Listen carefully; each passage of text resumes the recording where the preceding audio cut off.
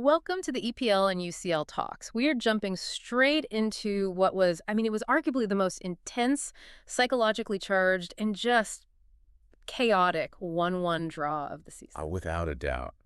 Chelsea versus Arsenal at Stamford Bridge. Exactly. And this match, it goes so far beyond just the scoreline. It was a fascinating collision of momentum, wasn't it? You had Chelsea coming in hot off that massive European win against Barcelona. And Arsenal had just done a huge job themselves taking down Bayern Munich. Right. So when two teams with that level of confidence clash in a derby, it stops being about pure tactics. It just becomes about sheer will. And that intensity, you could feel it from the very first whistle. The manager, Arteta, he even said you could feel that every duel, every action has something on it. It wasn't fluid football at all. Not at all. It was a constant battle. I think we saw, 4 yellow cards before we even hit the half-hour mark? Yeah, that tells you everything about the atmosphere Anthony Taylor was trying to manage. It was a proper powder keg. So our mission today is to, pull back the curtain on that chaos and really figure out the tactical and psychological story of where both these teams are right now. And that story started long before kickoff. What's so revealing to me is that the Chelsea manager, Enzo Maresca, he actually started planning for Arsenal the morning before the Barcelona match. Wait, so he's prioritizing a league derby over a massive European night. Doesn't that risk, splitting the team's focus? You'd think so, but it just shows the level of respect or maybe the challenge he knew Arsenal represented. He felt he needed that extra prep time. So what was his take on them? He basically described them as a team that defend fantastic. He said the issue isn't just scoring against them, which is hard enough. It's even creating a decent chance. Their whole structure is just built to suffocate you. Exactly. They snuff out attacks before they even begin. So, okay, Chelsea goes in expecting this defensive wall, and that pressure cooker atmosphere just gets hotter and hotter until, it boils over. The Moises Caicedo red card in the 38th minute. Ugh, yeah. That challenge on Mikel Merino, it was bad. Studs up, right on the ankle. That's the exact moment where intensity becomes pure ill discipline. It was a yellow at first, wasn't it? It was, but VAR correctly upgraded it. And honestly, it felt like it was coming. Caicedo had been, let's say, overly aggressive all game, shoving players, shoulder barges. It felt inevitable, but this incident, it's more than just one bad tackle. It sort of highlights a strange contradiction in how Chelsea defends, doesn't it? It absolutely does. This is where things get really interesting from a tactical perspective. See, Chelsea is widely considered one of the teams that really masters the art of calculated tackling. Calculated tackling, what do you mean by that? It's a specific philosophy. It's something they clearly trained for. We saw it executed perfectly against Barcelona just a few days earlier. So break that down for us. What does it look like in practice? It was a very high-risk technique. The goal is to make a sudden, incisive tackle from behind or beside the player while they're running. You're trying to pull the ball away without them even seeing you coming. From behind. That sounds like a guaranteed foul. And that's the risk. It's incredibly difficult. The probability of touching the player and giving away a foul is extremely high. But the reward is you deny them that split second to make a pass or take a shot. It's a stealthy recovery. A way to win the ball back high up the pitch aggressively. Exactly. Against Barcelona, they were surgical with it. It was brilliant to watch. But against Arsenal, it was just a little bit messy. The execution wasn't there. And Caicedo's challenge was the ultimate failure of that precision. The ultimate failure. Yeah. And the cost of that messiness is just staggering. This was Chelsea's 4th red card in just 13 league games this season. 4 in 13, It's twice as many as any other team in the Premier League. It's a chronic problem that's just constantly undermining all their progress. It's their Achilles heel. a self-inflicted wound, really. But here's where the paradox comes in, because after the red card, the whole script flipped. Maresca, unlike in previous games, he really kept his cool. Yeah, you think back to that Manchester United game where they seemed to just fall apart.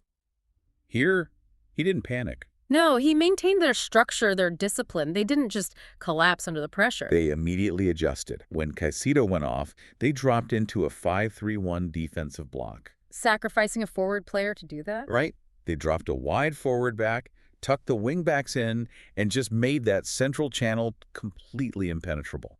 It forced Arsenal to play wide, limiting those quick combinations they love. And that decision, it paid off almost instantly. 3 minutes after halftime, 10-man Chelsea scores first. An unbelievable moment. And a fantastic goal, too.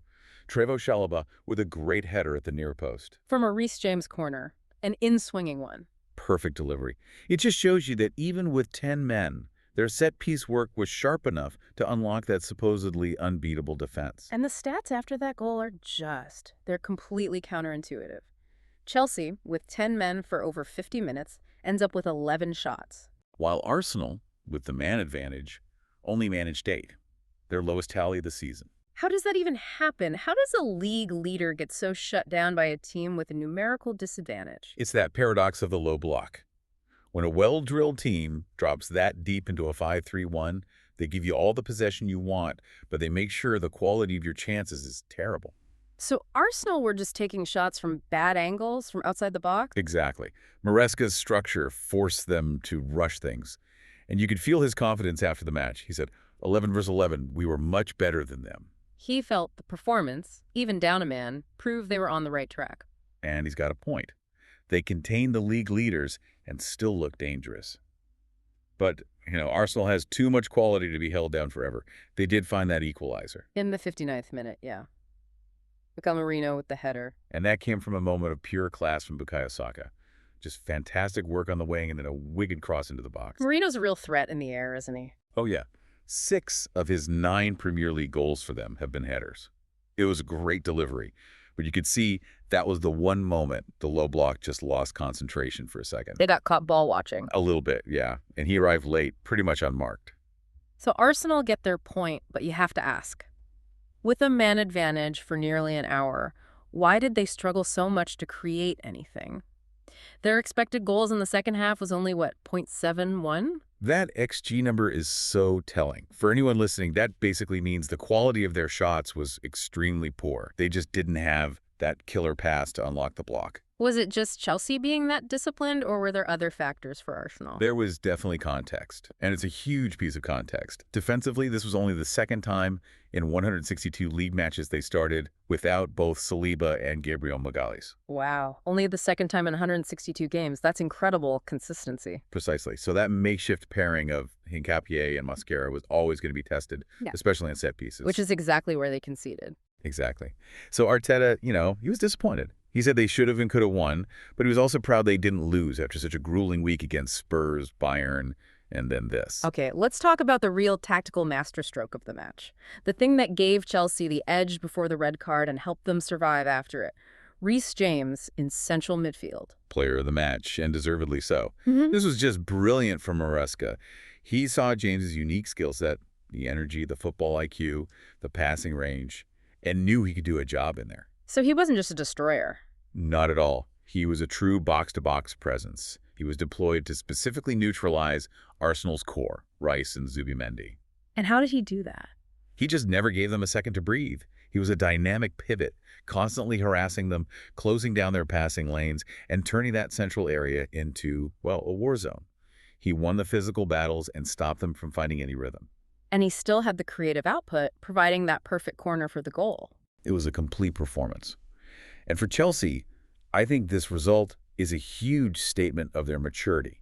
They prove they can go toe-to-toe with the league leaders, and that makes them a serious contender. Despite the discipline problem. Despite the discipline problem. And for Arsenal, they stay 5 points clear of City, 6 clear of Chelsea. So minimal damage. But they failed that champions test, didn't they? Putting away 10 men.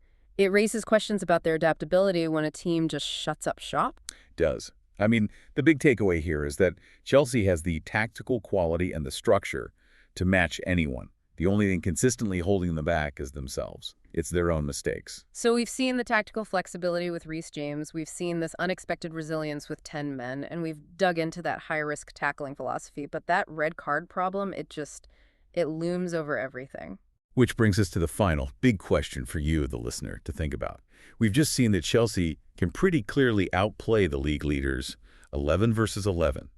So how long can this persistent, almost historic red card problem continue to be the single biggest thing that stops them from turning all this potential into an actual serious title challenge?